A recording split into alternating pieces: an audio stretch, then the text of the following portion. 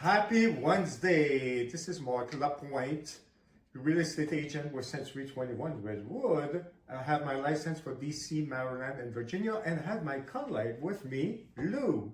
Hi, Lou Sagatov, Century 21 Redwood, licensed in Virginia and DC.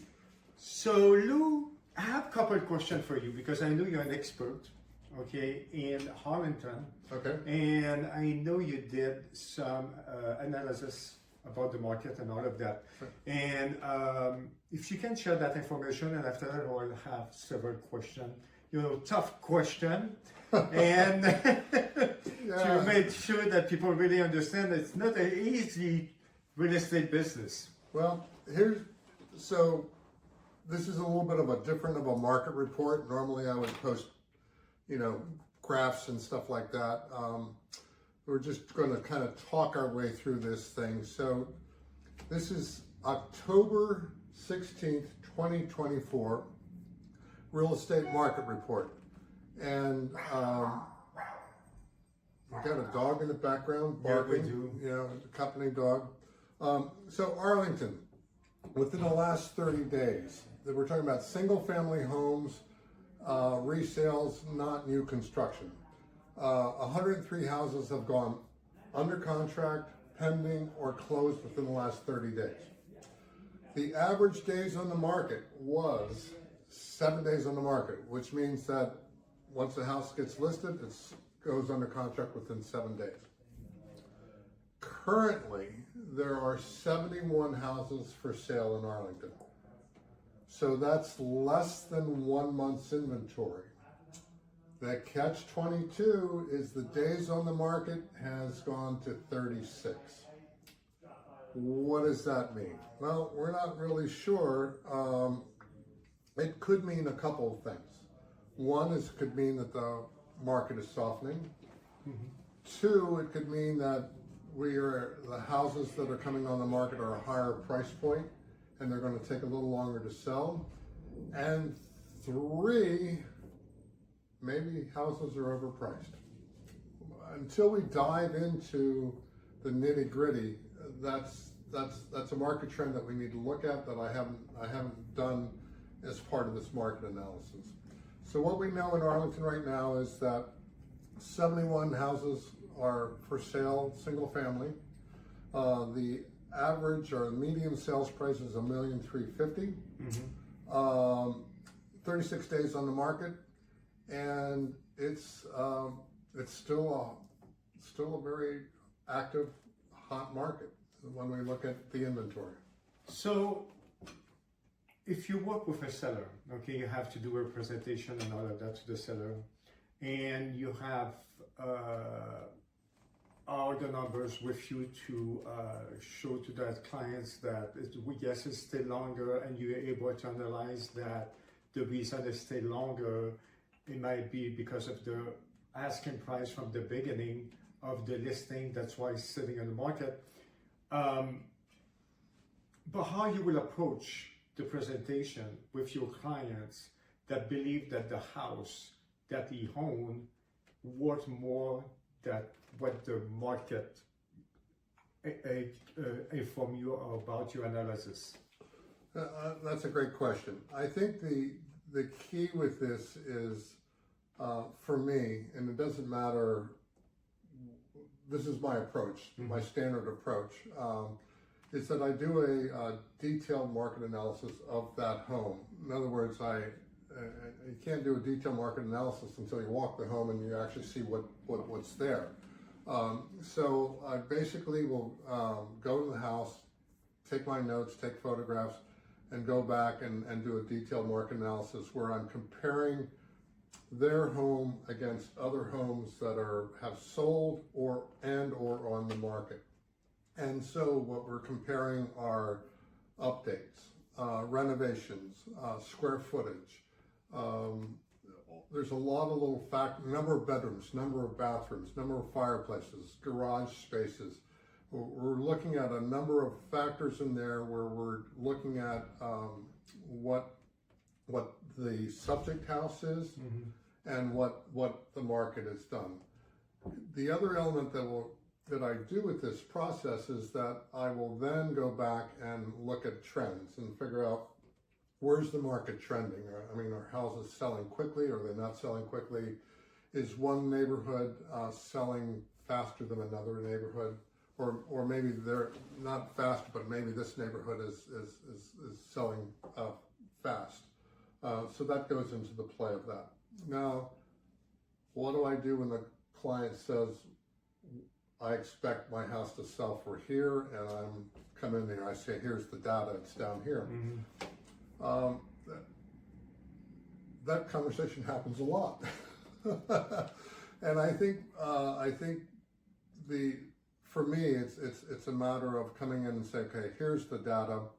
I asked them to give me the data that how did they arrive at that? Now sometimes it's just a gut feel. I had a client this summer who one partner thought the house was worth $1.3 million. The data came in at $1.1 million, $200,000 difference. We had a long conversation about housing and the price point, and eventually one of the partners came back and said, look, I trust Lou's data. Yes, I would like to get that $1.3 million, but I'm not sure we can get it based on what we're seeing in the marketplace. Let's go and let's follow his lead. And part of my conversation is that the data showed me this, but I also, because of their particular neighborhood, felt like the house was going to sell for higher. That the driving factor in there was the elementary school district, where I'd seen where houses were in that district versus the neighboring district, that there was a price difference. There was a delta that we could actually see. And so in my own mind, I thought that it was going to actually sell for more because we were still in a hot market. It was an escalating market. But I didn't want to base the sales price on that because I felt like we'd be pushing people away. As it turns out, the house went under contract and coming soon. It escalated to the price that I thought it was going to sell at. So, that doesn't always happen, but, we have to have an honest conversation about where the market is and how your house compares to the other houses. Right. No, I think it's you touch a very good point because it does happen to a lot of people, and sometimes they get caught up because they've been living in the house for 40 years, but they didn't do any updates for 40 years. They think it's the same value that the neighbor sold 1.5, but everything has been redone, so it's a moving ready. So that's why sometimes the disconnect is really between, like, the seller doesn't want to admit that the house is not where it should be. Right. I think it's everybody has an idea, a feel, a gut feel, and I think the gut feel is good to have. It's I think we have to be data driven. And we have to be realistic about what's going on. And it may be that, sometimes, I just had another house that I listed that the data showed us the price point was at a certain level, but days on the market and things were softening in that particular area. So I recommended that we come in just a little under what my market analysis came in at. And I think that was the right move because we sold it fairly quickly. It took a little bit longer than what everybody was saying it was going to take. At that point, everybody's saying, it's going to go within 4 to 5 days. It took us 9 days to. That's still pretty good when you compare to 37 days now. Right? Yeah, it's still 9 days, and so it worked out that the seller expectations were met as far as price, where they needed to do things. I think the other conversation that's missing here is, too often we focus in on what the sales price is versus what the net is. And it's important really Actually, that was for my next a question. seller to focus in on what is the net. What is the net that you, when it's all said and done, that wire transfer goes into your bank account, what is that dollar amount? And that you touch a very good point there, because it does happen very often that people are unsure, because sometimes it doesn't have a big difference. Right. Because with all the expense and all of that, and when you, the most important thing is really the net sheet, how much you bring to the back to you. And when you sell something at $1 million and you have a $10,000 different, it's nothing. Well, I mean, it is something, But it's, you're right, yeah. So the other conversation that we go into is, you know, when we look at this net sheet and this concept of what is the property worth, well, then the conversation that I normally have is, what do we need to do to bring the house, the value up, to get a good return on investment? And at what point is that return on investment or we're zero? I mean, I had a friend of mine years ago that was selling a townhouse, and they insisted on putting granite countertops into their kitchen because they felt good about selling the house with granite countertops. It didn't make a lick of difference as far as their net cost. So they actually spent money that they didn't need to spend. So it's always this conversation about what do we need to do to get that net. The other element in here is time. Time is money. So if you're looking at, I'm going to hold out for a certain price and it's going to take us 6 months, what opportunities did you not have because you're holding out for that 6 months? And so time is money, and how easy are the conversations. So, and yes, you especially about we go back with the pricing, how important it is, and the time on the market, because if you take 10 days to sell your place, and to compare a 90 days that you sell later, it's a big difference of money standpoint. Because correct. you still have to pay taxes, you still have to pay electricity.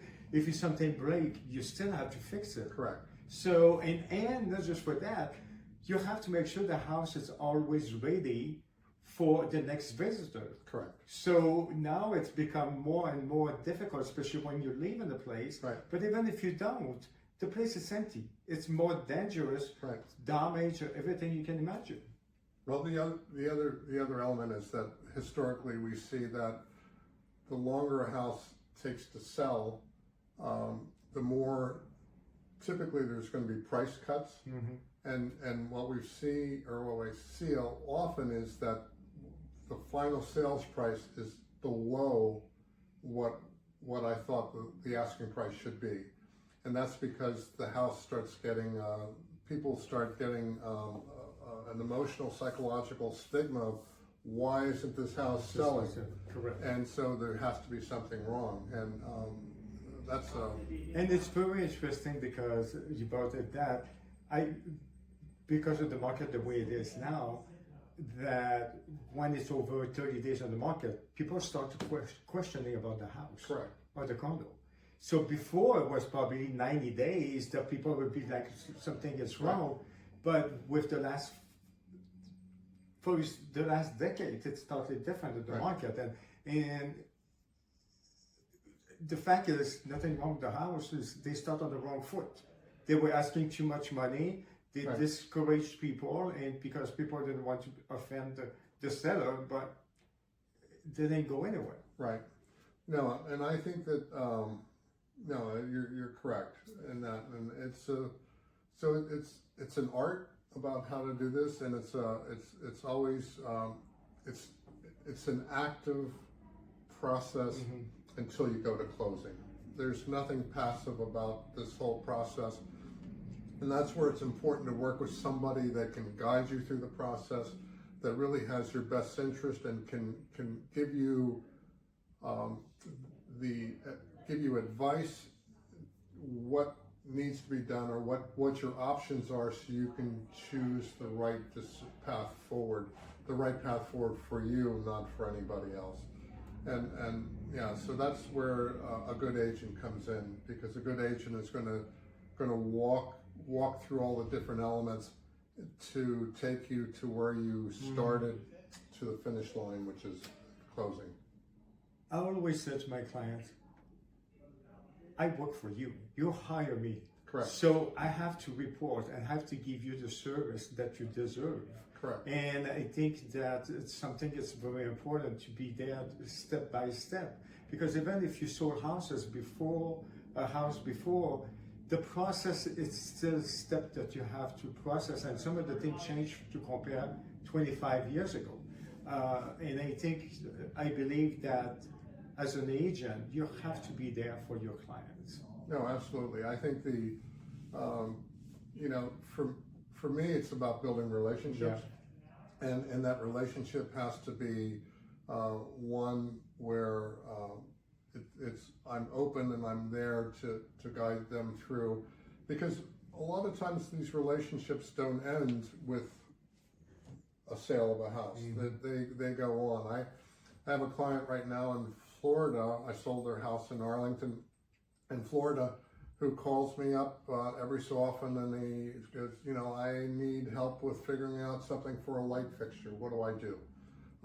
So it's that kind of relationships that build. And with my builder background, I bring I bring a whole different conversation to the table, beyond just this is what your house is worth.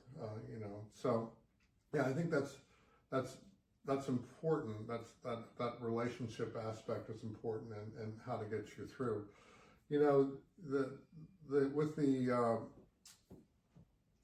We're getting into the fall season here. Yeah. It feels fall today. Yeah, it feels fall today. The leaves are going to start changing pretty soon. This is an interesting time for buyers. And I think that, I think what's going to happen, this is just, don't hold me to all this to the nitty gritty, but here's what I think is going to happen between now and the end of the year. We have an election in 3 weeks.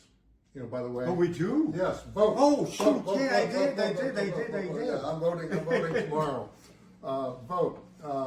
But what's going to happen typically is about 2 weeks before the election, people are going to start, buyers are going to start focusing in on the election, or everybody's going to start focusing on the election. And then shortly after that, we have Thanksgiving. Shortly after that, we have the holiday seasons, and then the New Year. And what nobody's talking about is El Nino, which is, what is our weather going to bring? Because weather is going to affect real estate. So if we have a heavy snow, it's going to affect. If we have a mild winter, it's going to affect us a couple things. So I think the buyer pool is going to shrink temporarily. I think the buyers are still going to be there, but the active buyer pool is going to shrink a little bit, because people are going to be focusing on these other elements. That said, it's a great time to go out and buy a house, assuming that you're comfortable with the interest rate and you've got your money and your ducks and all that, your financial elements in order. I think it's a great time to do it, because you're going to have less competition, and you may find that sellers are going to be a little more willing to work with you on whatever is going to be important to you. And sometimes we have to think about, it's not all price driven. Sometimes it's going to be, you're going to go through a home inspection. There's going to be certain things that you want to have corrected. So there are other elements in here that come into play that aren't just price driven, but price is a big part of it. So I think it's going to be, I think it's a good time for buyers to go out there and see if they can find the perfect home for them. So we talk about buyer, and I think that we'll touch a little sensitive subject. What do you think about removing an appraiser once a buyer make an offer?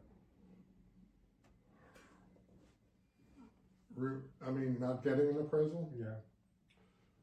You guys saw we lost Wi-Fi now.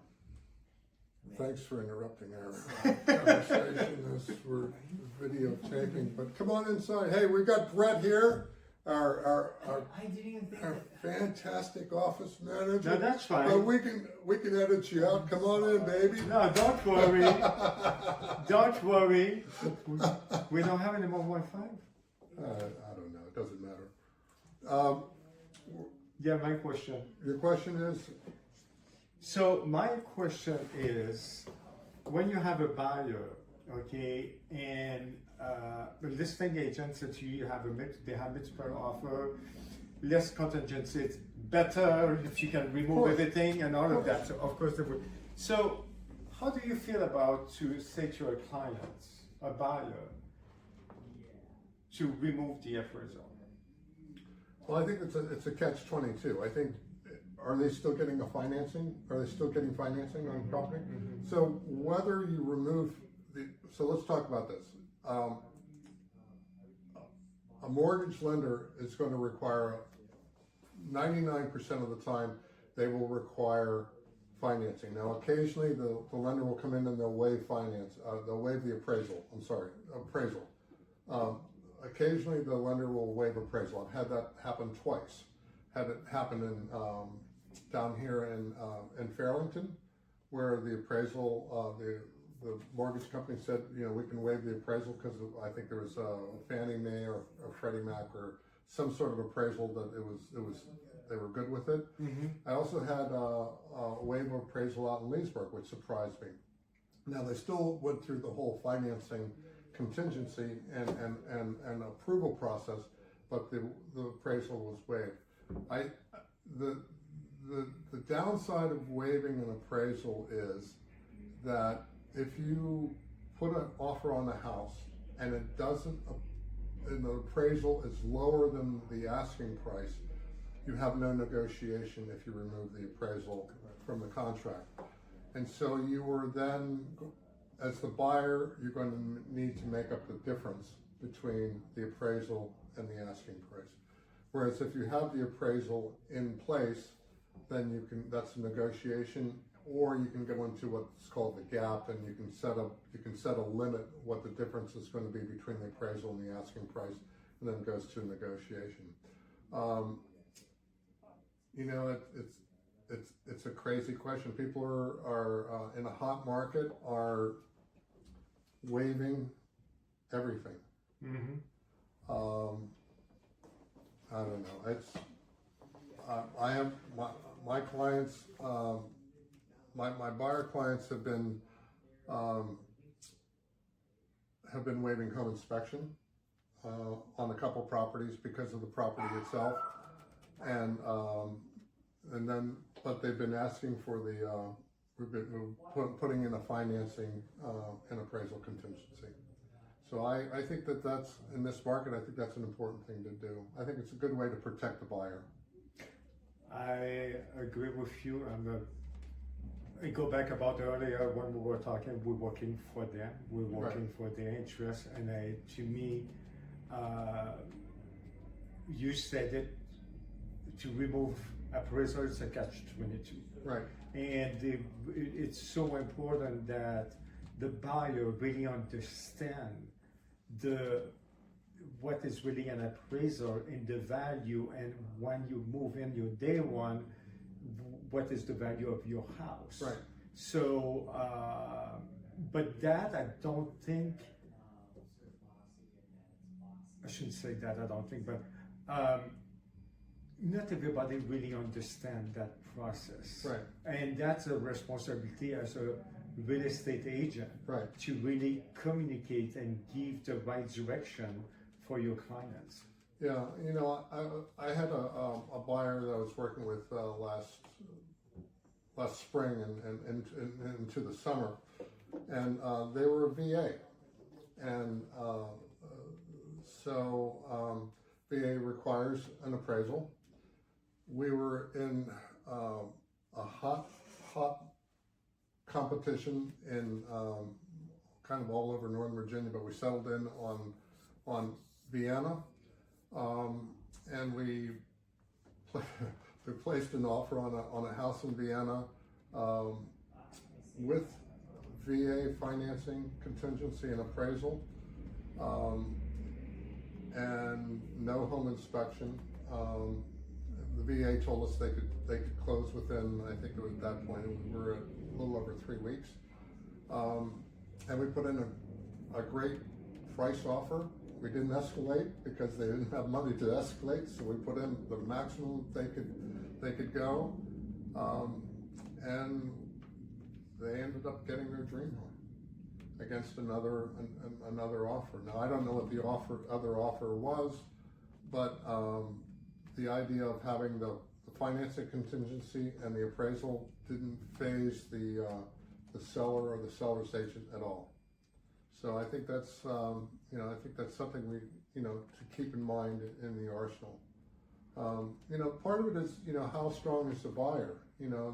How strong are you as a buyer, and how you communicate that strength to the seller. Right. And so part of that is the lending, the mortgage company, the lender will normally call the seller and talk about how strong they are. In my case in Vienna, we were dealing with I can't say what agents or what the company was, but they don't work on weekends. Oh, great! They have a wonderful job. Wow. So here we are. We put an offer in on Friday, and we can't get a hold of anybody. Nothing. Nothing. So actually, They work what 9 to 3 because I know a company that Yeah. just wanted to Friday 9 to 3. Yeah. And so phone calls, nothing. My client she stepped out of the norm. She called the seller agent, and she said, look, Lou and I have been trying to get a hold of them. We can't get through. It's crickets. She goes, listen, my husband and I have 800 credit scores, and she gave her a little synopsis over the phone about their financial condition, and that was enough. I was surprised. First of all, surprised that she did that, Wow. and second of all, that. By the way, you don't do that. You No, don't do that. And then on Monday, the mortgage company called and said, yeah, they're very qualified. So it's kind of crazy, It's as I say, you have to go with the flow.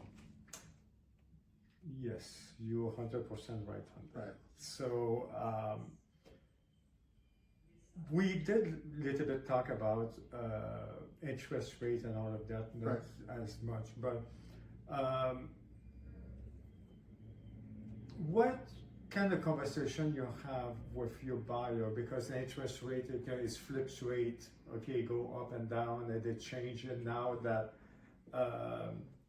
you can see something today, but 3 days later that would be totally different numbers and all of that. So when it's time to make an offer, but the interest rate did change a little bit higher and all of that, how you have that conversation with their clients? Well, this is my last question, by the way. Okay. I mean, this is a great conversation. What I try to what I tell my buyers is that when you place an offer, you have to place the offer with that interest rate in mind, and that's, although that may not be the final interest rate, that's the interest rate that you need to work all your numbers off of. Many companies, if the rate drops, then you're able to lock in at a lower rate. The key with locking in at that current rate is that if the rates go up, then you're safe at that one number. If rates drop, most mortgage people will allow you to relock without any penalty.